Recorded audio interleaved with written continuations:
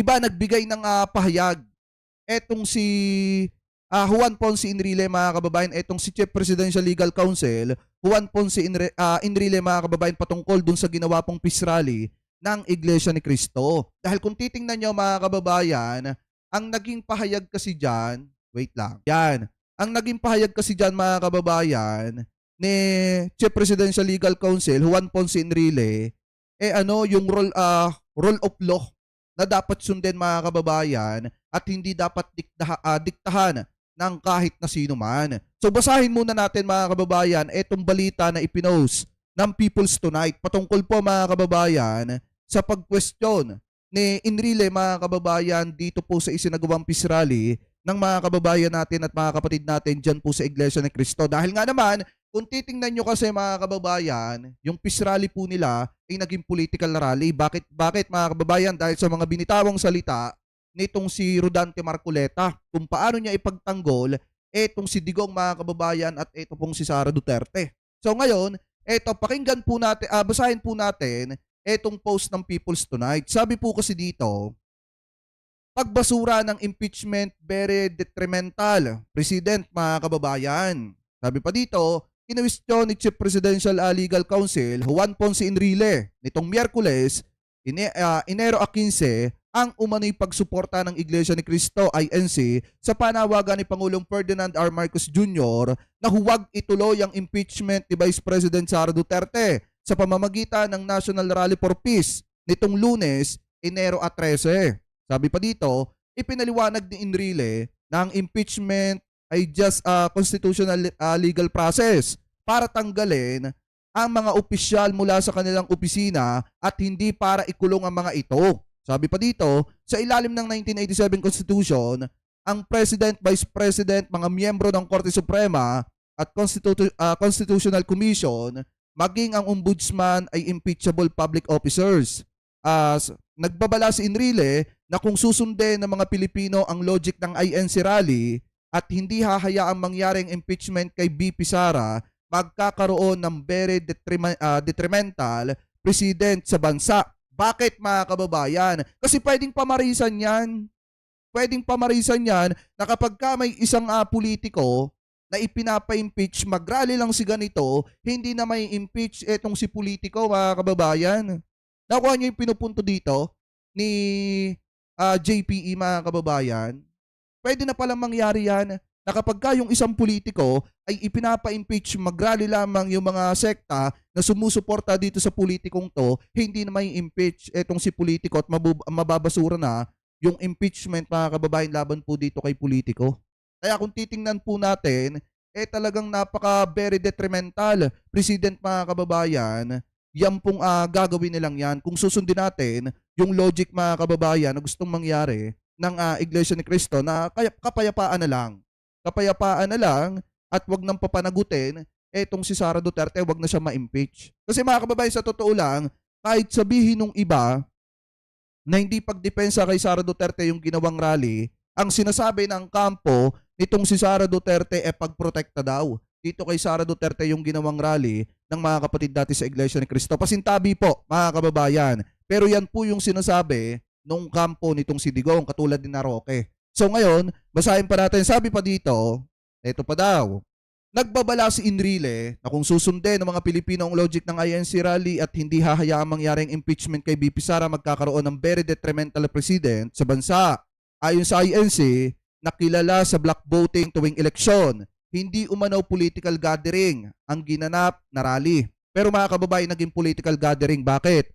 Dahil ay yung binitawang salita nitong si Rodante Marcoleta mga kababayan, talagang pumapatungkol sa politika. Dahil ipinagtatanggol nitong si Marcoleta, eto pong si Duterte at etong si Sara. At pilit niyang pinapasama dun sa rally yung ginagawang pagtatrabaho ng House Quad Committee, mga kababayan, ng House of Representatives. So ngayon, basahin pa natin, sabi pa dito, sinabi naman ni Sagip Representative Rodante Marcoleta, miyembro ng INC, na wala umanong kinakampihan ng INC at hinihiling lamang nila ang umano'y work together ni na PBBM at BP Sara. Samantala, ito daw, hindi na bahala ang Malacanang sa naging pahayag ni Enrile. Ayon kaya Executive Secretary Lucas Bersamin, ditong Huwebes Enero 16, ayon kay Bersamin, ang Pangulo ay always nurture to a culture of open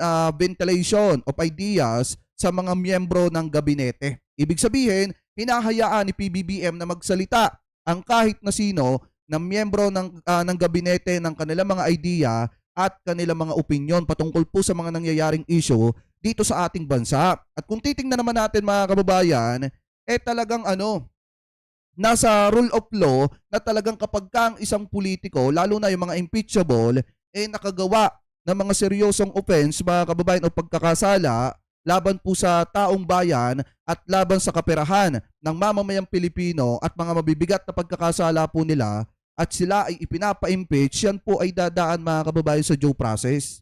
At yan po mga kababayan ay nasa saligang batas at hindi po pwedeng diktahan yan ng kahit na sino na hindi porket nagrally si ganito, hindi na may impeach etong si politiko. Ano po? So ngayon, basahin naman natin mga kababayan, etong naging sagot daw ni PBBM nung tinanong siya patungkol sa binitawang salita ni JPE, ni Juan Ponce Enrile, mga kababayan. So sabi po dito, Marcos Enrile, eto daw, ayon kay Marcos, Enrile right on INC rally but Duterte impeachment timing is off. Ibig sabihin, hindi pa napapanahon.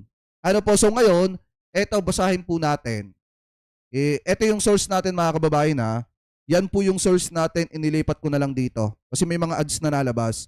So sabi dito, eto daw, yan. Sabi dito mga kababayan,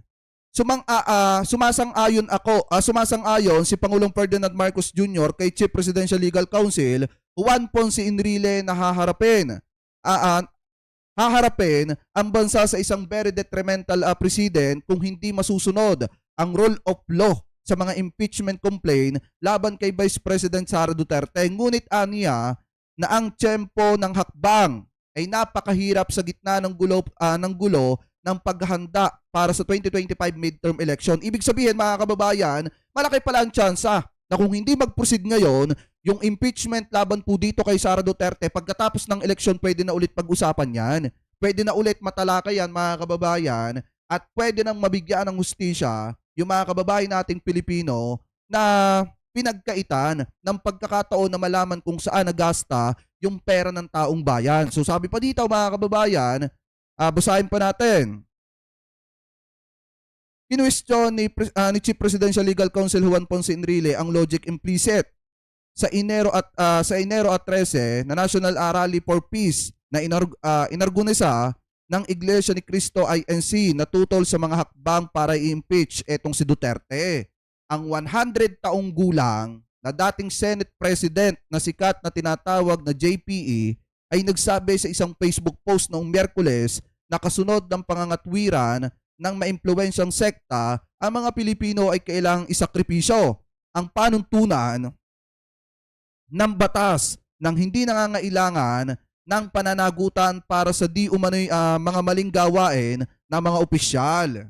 Sabi dito daw ni PBBM, JPE is one of our best legal thinkers in the country, Mr. Marcos said in an interview during a visit to Browin Leyte on Friday. And he is right. There is a consequence. Ibig sabihin, there is a consequence to there will be precedent and it will be a very problematic. Let's leave it to the House. Yan po yung sabi mga kababayan ni PBBM kasi magkakaroon talaga ng problema mga kababayan ng ating bansa kung hindi mapapapanagot yung mga opisyales na nakakagawa ng hindi maganda mga kababayan sa bansang Pilipinas, lalo na yung mga kurap. Kung hindi mapapapanagot yung mga yan, paano na lang ang taong bayan? Paano na lang ang mamamayang Pilipino? Kung hindi mapapapanagot yung mga tao na yan na dapat ay nagpapaliwanag sa taong bayan. Kasi kung magrarally si ganito mga kababayan si ganyan and then hindi matutuloy yung impeachment, pwedeng pamarisan yan ng kahit na sinong politiko na impeachable basta suportado ng mga sekta na gustong mag-rally. Mga kababayan, ano po sasabi pa dito? Basahin pa natin. Itinanong ni Enrile kung maaaring amyendahan ng INC o Iglesia ni Cristo ang 1987 Constitution o suspindihin ang mga probisyon nito at kung handa ang publiko na itapon o isakripisyo ang halaga ng panuntunan ng batas para sa isang tao o isang grupo ng mga tao. Kita nyo, napakabigat ng sinabi dito mga kababayan ni JPE. Ano po, sasabi pa dito, bilang isang bansa at isang estado, magkakaroon tayo ng napakasamang president kung susundin natin ang lohika na implicit sa rally ng INC na kanilang inilunsad. Handa ba tayo at handang harapin ang pangmatagalang kahihinatnan ng hakbang na iyon ng INC? Sabi niya, ipinunto ng Pangulo na ang Kongreso ay inatasan sa ilalim ng saligang batas na aksyonan ang mga impeachment complaint at ang kapwa ng kapulungan ng mga kinatawan at Senado ay walang pagpipilian kung hindi sundin ang proseso ng impeachment kapag ka ito ay umuusad. Sa palagay ko, ito yung sabi ni PBBM sa palagay ko ay hindi na ngayon ang oras upang maranasan iyon, sabi niya. So ipaubaya muna natin sa Kamara at saka as a partial matter, malapit na tayong pumasok sa campaign period. Ibig sabihin mga kababayan, kaya wala ng panahon kasi mag-e-eleksyon. Pero after election, pwedeng pag-usapan mga kababayan yung impeachment laban po dito kay Sara Duterte. Kaya nga mga kababayan, yung mga DD-shit dyan na nagdidiwang at sinasabi na wala na yung issue ng impeachment kasi nagbigay ng mga pahayag yung ibang mga taga-house mga kababayan na nanlalamig sa issue ng impeachment laban po dito kay Sara Duterte, hindi dapat kayo magsaya. Bakit? Kasi mga kababayan, anytime pagkatapos ng eleksyon, pwede na ulit pag-usapan yan. Kasi wala na mga politiko na tatanaw ng utang na loob mga kababayan dyan po sa mga Duterte. Bakit? Kasi tapos na ang eleksyon mga kababayan Hindi na nila kailangan ng boto.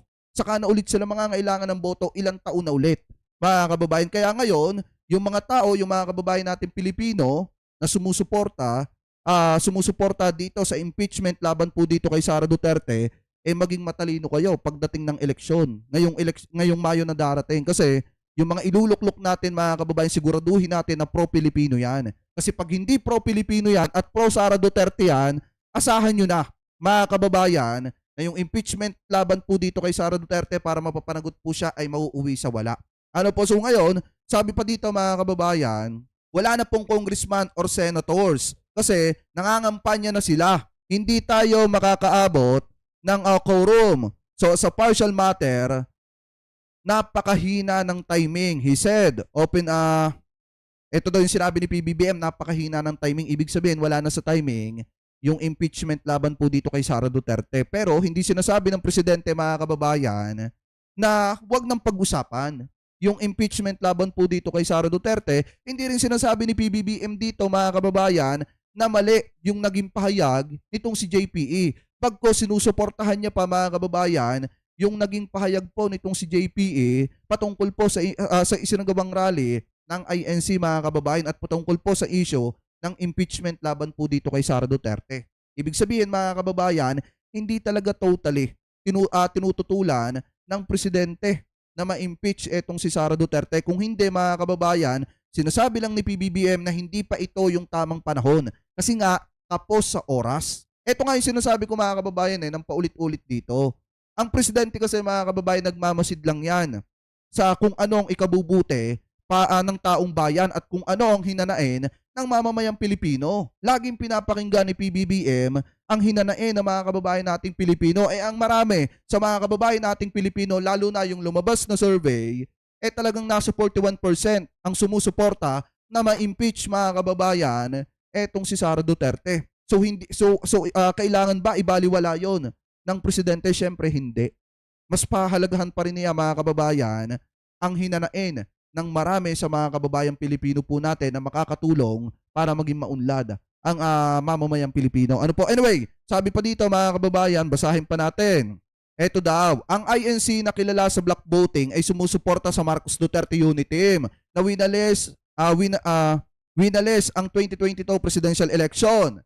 Ang pagtatalo sa pagitan ng dalawang pinakamataas na opisyal ng bansa ay nagsimula noong 2023 na ang mga pro-Marcos na mambabatas at mga kinatawan ng minorya ay nagsimulang questionin ang mga hindi kumpidensyal na pondo sa kabila ng hindi direktang kasangkot sa pambansang seguridad o pagpapatupad ng batas. Not mean to imprison. Ipinaliwanag ni Enrile na ang impeachment ay isang constitutional legal na proseso para tanggalin ng isang opisyal sa pwesto kung mapapatunayang may kasalanan batay sa ebidensya at hindi sinadya upang ipadala ang opisyal na iyon sa bilangguan. So ibig sabihin, pag na-impeach itong si Sara Duterte, hindi naman siya makukulong. Kaya lang siya makukulong, mga kababayan, dahil alam naman natin na may mga isinampading demanda laban po dito kay Sara. Bukod yung impeachment, mga kababayan, bukod yung mga demanda na isinampa po laban po sa kanya, especially yung mga pagbabanta po niya sa buhay ng presidente, ng first lady at saka ng house speaker. Ngayon, mga kababayan, kung sakali na ma-impeach itong si Sara, hindi naman siya ipapakulong. Unlike dun sa sinasabi ng kampo nitong si Duterte, na wag daw hayaang ma-impeach itong si Sara kasi ikukulong daw itong si Sara Duterte. So ngayon, sabi pa dito, basahin pa natin. Sa ilalim ng 1987 Constitution, ang Pangulo, Vice Presidente, mga miyembro ng Korte Suprema at mga komisyon sa Konstitusyon at ang Ombudsman ay mga impeachable public officer.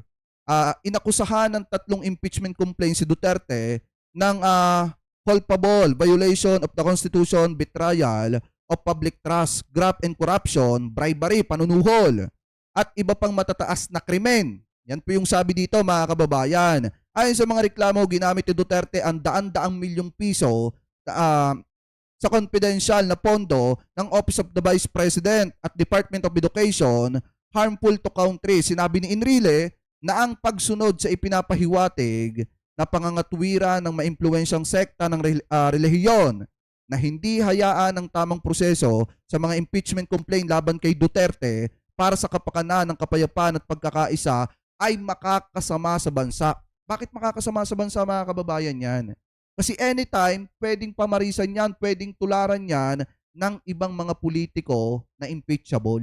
Lalo na, mga kababayan, pwedeng gumawa si politiko ng kasalanan tapos kapag ka ipapa-impeach siya, pwedeng mag-rally lang yung mga kaibigan niyang sekta, mga kababayan, yung mga kaibigan niyang may mga malalakas na samahan ng sekta, mga kababayan, pwede lang mag-rally yun, hindi na siya may impeach. So malaking problema po talaga yan sa ating bansa na anytime pwedeng gumawa si politiko ng hindi magagandang gawain at tumawag lamang siya ng backup na sekta at pagralihin niya, mga kababayan, hindi na siya may impeach, hindi na siya mapapapanagot. So malaki po talaga, mga kababayan, na kasamaan niya sa ating bansa. Anyway, sabi pa dito, sinabi ni Executive Secretary Lucas Bersamin noong Huwebes na ang Pangulo ay palaging pinalaki ang isang kultura ng bukas na bentilasyon ng mga idea sa mga miyembro ng gabinete at ang kapaligirang ito ay nag-uudyok kay Enrile na magsalita. Bagaman ang kanyang mga pag-iisip ay maraming mabigat at palaging pinahahalagahan, ang kanya ay isang maraming seryosong isinasaalang-alang ng Pangulo. Gayunpaman, ang paninindigan ng Pangulo sa isyong kinauukulan ay mananatiling hindi nagbabago, sabi nitong si Bersamin. So ibig sabihin, siguro yan yung naging opinion ni PBBM about po dun sa impeachment issue nitong si Sara Duterte. Pero maliwanag dito na sinusuportahan ni PBBM yung sinabi ni JPE, mga kababayan, na pairalin pa rin po natin ang rule of law. Ibig sabihin, kailangan mangyari, mga kababayan, kailangan mangyari at kailangan matalakay yung impeachment complaint laban po dito kay Sara Duterte. So wala pong katotohanan, mga kababayan, yung ipinapakalat ng kampo nitong si Sara Duterte na wala na talagang impeachment na issue laban po dito kay Sara. Maliwanag, mga kababayan, na anytime pagkatapos ng eleksyon pwede na ulit pag-usapan yan at pwede nang maharap itong si Sara Duterte sa impeachment, mga kababayan. Pwede siyang matanggal sa kanyang posisyon. At kapag ka na-impeach itong si Sara Duterte, hindi na siya makakatakbo sa kahit na anumang posisyon, mga kababayan, dito po sa ating bansa. Kahit pa barangay captain, ay hindi na po siya makakatakbo. So ngayon, mga kababayan, punta naman po tayo dito sa isa pang balita na nakita po natin. Anyway, kayo, ano po ang komento ninyo? Hingil po dito, mga kababayan, sa pagsuporta ni PBBM sa naging pahayag po nitong si JPE, sa naging pahayag ni Enrile, mga kababayan, dito po sa INC rally na isinagawa noong Lunes mga kababayan, noong 13. Ano po na kung saan talagang tumututol mga kababayan or nagpapahayag ng pagsuporta sa sinabi ni PBBM na wag daw pagtuunan ng pansin itong si Sara. It means wag pagtuunan ng pansin yung impeachment laban po dito kay Sara. So comment below na lamang po